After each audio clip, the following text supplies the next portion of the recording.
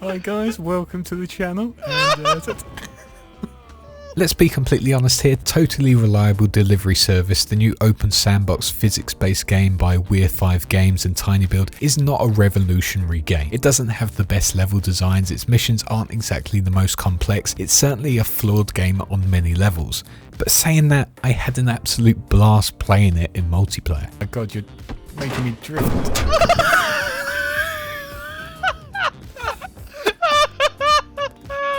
Dude, I'm touching the clouds! I'm touching the fucking clouds, dude! Oh my god.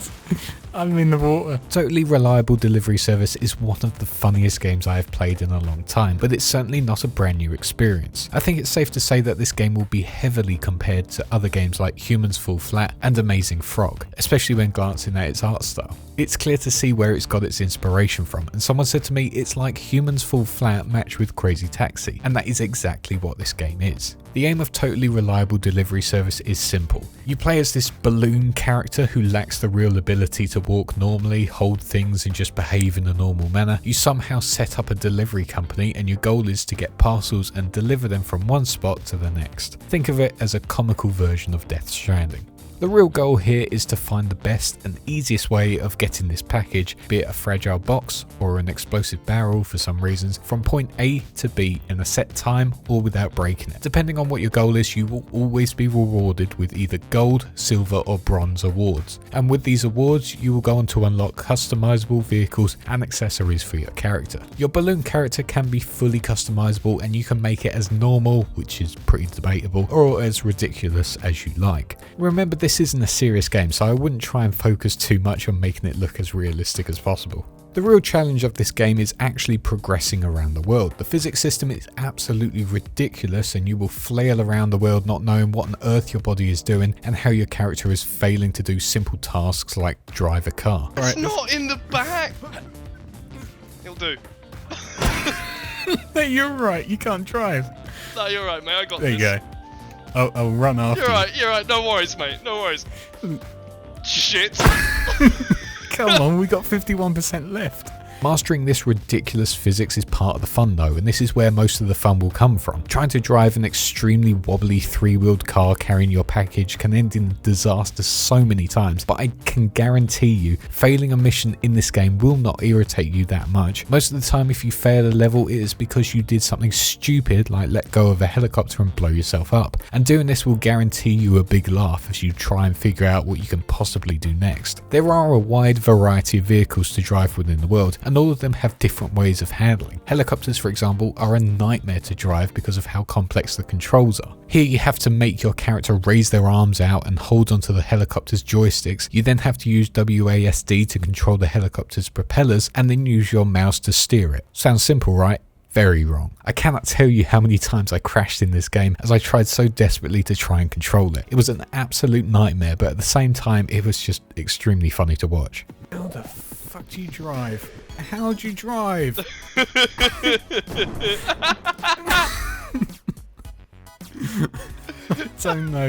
I don't know what I'm doing. I say this game is extremely funny to play and experience, but I do have to say I tried playing on my own, and whilst the flailing nature of my balloon body cracked me up at times, I did find it a bit boring on my own and the missions felt more of a chore. But as soon as I played the game with a friend, the whole game changed. We experimented more with missions, we messed about with the physics system, chucking our characters into each other and taking each out with our farts. Yes, that's an actual game mechanic. Look, we're right there.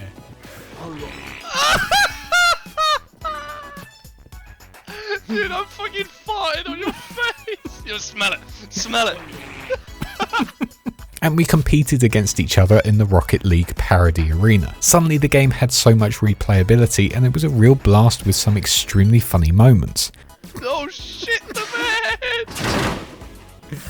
Oh my god, you totally took me out. I don't usually like saying this, but for me, Totally Reliable Delivery Service is certainly better with friends. The way that levels are designed, it is almost encouraging you to play with someone. On your own, it just doesn't have that same charm to it. I'm sure you'll have some fun in solo, but for me, this game is designed to be multiplayer. Same could be said for Humans Fall Flat, for example. You can also tell this game is designed to be a multiplayer game simply from its main menu and its options. Right from the beginning in the main menu, you have a choice between local play and online play. There's no solo adventure to this game, all the worlds are the same, and there's no difference between a world with 1 of you and a world with 4 of you in it. It is pretty great that on local you can play with up to 4 people, even on PC, although I do question why the local game menu has the Xbox controller to it even when you play on PC. Having the menu say press A to join is a bit weird, but I guess that's simply because they don't imagine all 4 of you to be playing with keyboard and mouse. But then with online you are also able to have 4 players, and you're given the options of open to everyone or private to friends. Although saying that, the friends only seemed a bit bugged. We think it was an Epic Games Store problem, but couldn't be 100%, but for some reason my friend couldn't join my friend only server. Oh yeah, by the way, did I mention this game was Epic Games Store only on PC, just in case that is a make or break for you. There are also a ton of different islands within this big map. You start off on the basic map, venturing through the towns, delivering simple parcels to the neighbours within that area, and it's pretty simple. But then you also have areas such as this Jazz City, which lurks above you as you venture around the first area, and other islands surrounding it. There's a lot to see in this world, and if you played this game seriously, which I don't know why you would, it could take you probably a maximum of around 6 hours to complete everything, unless you're a speedrunner or something like that. Graphically, the game is pretty simplistic, but I think it kind of fits the nature of this game. Once again, it will be heavily compared to Humans Fall Flat, but for me, it doesn't have that same sheen to it. Humans Fall Flat feels much cleaner and more polished, and Totally Reliable Delivery Service is just a bit hit and miss at times. Saying that, however, the amount of colour this game has really makes it pop off the screen, and I actually quite liked how vibrant this game was. You don't need a big PC to play this game, it's pretty easy going spec wise, and if you are running this game on a potato, then there are graphic options to turn down the shadows, lower the graphics, and just make it run smoothly. But quite honestly, this game should run fine on wherever you run it on, be that a Switch, a PC, a console, or mobile. But there are quite a lot of problems with the game, some on the technical side and some with just the way the game works. To start with, the music and sound effects are extremely loud by default. When getting thrown into the game, you'll get hit with some very repetitive and loud music that just drowns out everything and will get on your nerves very, very quickly.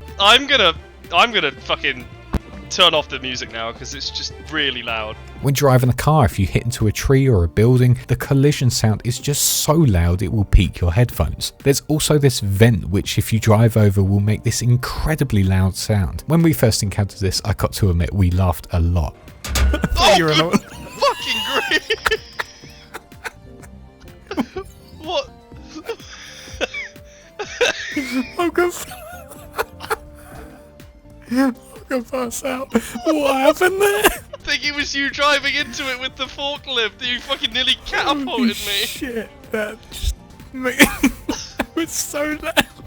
It was so fucking noisy. But on reflection, these sound effects are just so loud. If your friend who is on the other side of the map goes into one of these things, you will still be able to hear it despite being absolutely miles away from them. You can turn down all the sound effects and the music, which is a godsend because it is seriously way too loud throughout the game. The next problem is to do with the missions. Now let's be honest, the missions are simple in their design. It's basically get from point A to B in a specific vehicle. Occasionally you need to avoid an obstacle like a log which falls down a hill, or a crab which circles around the beach, although annoyingly this just clips through most of the surroundings, but mission design is simple and not that complex. The problem is, if you travel to your destination and end up failing it, there isn't an option to fast travel back to the mission start. Instead, you have to travel back there and try again. This just breaks up the fun completely and makes you just not want to bother with that mission at hand and move on to something else like the Rocket League spin-off, for example, which is what we did most of the time playing through it. There is a fast travel to your HQ, which is where you spawn at the start of the game, but there is no way to go back to the last mission you started. If you get lost at sea, the game will also spawn you at the nearest bit of land, meaning you could be miles away from where you wanted to be. And again, this just makes you want to go and just do something else, which just completely breaks up the fun.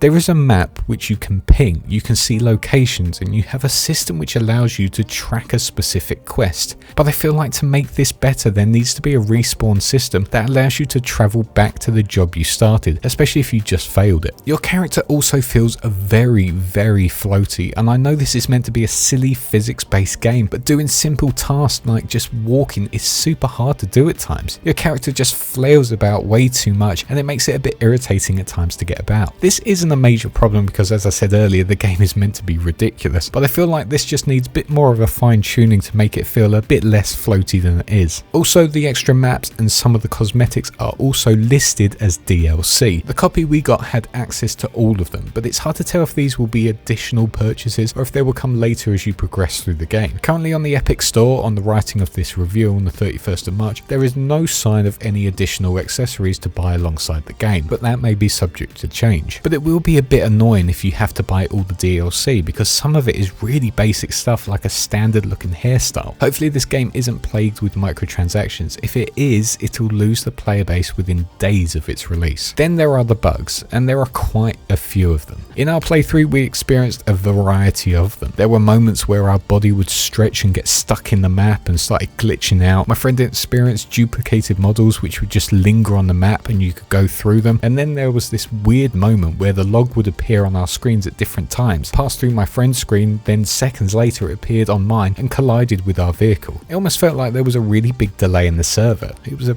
really weird bug. There were a lot of little things that happened during this playthrough which were just odd, like getting stuck on terrains and clipping through areas, but with a small patch I feel like these could be fixed relatively easily. But then again, I'm just a small-time YouTube reviewer, so what do I know? But apart from all that, I really did enjoy this game. It's certainly a good fun party game to play with all your friends, and having it come to Switch, PC, consoles and mobiles means there are a lot of ways you can play this, and I can guarantee you will laugh a lot as you desperately try to deliver a parcel whilst your friend grapples you in a car and tries to drag you out the driving seat or farts on your face as you run through the streets. I highly recommend Totally Reliable Delivery Service. It's the ridiculous mad fun game that we need right now, and I had an absolute blast playing it. It does have quite a few problems, but at the end of the day this is not a serious game, and some of those problems do add to the comedy of the gameplay. But with a few patches I think this could be a great experience and definitely a game to pick up to play with friends. But if you like this review and want to see more from this game, then check out my gameplay video that is on my channel. That will hopefully show off some of the ridiculous fun that you can have with this game. Also make sure you like this video and sub to the channel if you haven't already. But again, thank you so much for watching, and I shall see you in the next one. Cheers.